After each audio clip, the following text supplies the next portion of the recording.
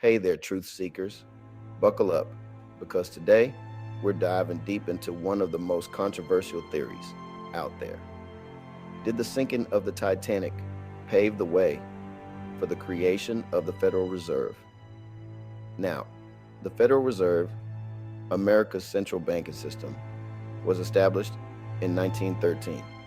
But what if I told you its creation could be linked to one of the most tragic maritime disasters in history?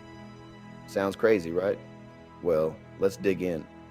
First, let's rewind to the early 1900s. The Federal Reserve wasn't exactly a popular idea.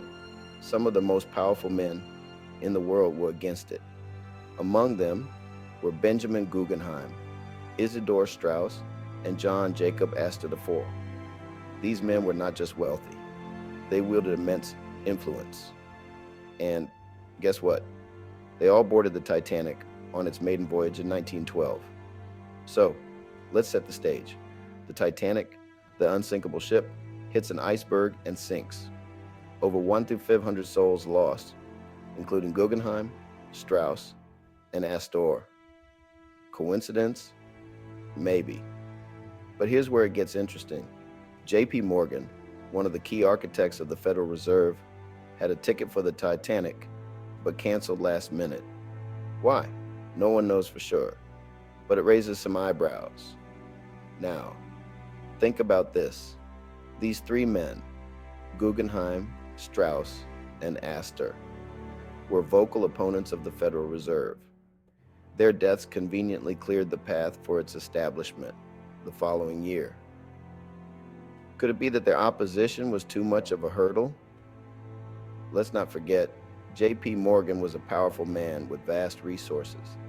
Some theorists suggest that the sinking was orchestrated to eliminate these key opponents. Far-fetched? Maybe. But history is filled with stranger truths. The Federal Reserve was created in December 1913, just over a year after the Titanic sank. It centralized the banking system and gave unprecedented power to a select few. The timing is curious, to say the least. Now, I'm not saying this theory is airtight, but it does make you wonder. The establishment of the Federal Reserve fundamentally changed the financial landscape of America, and the deaths of three of its staunchest opponents just before its creation is a detail that's hard to ignore.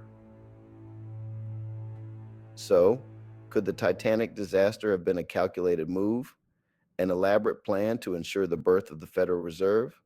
I'll let you decide. If you enjoyed this dive into one of history's most intriguing conspiracies, hit that like button and subscribe for more. And remember, always question everything. Until next time, keep seeking the truth.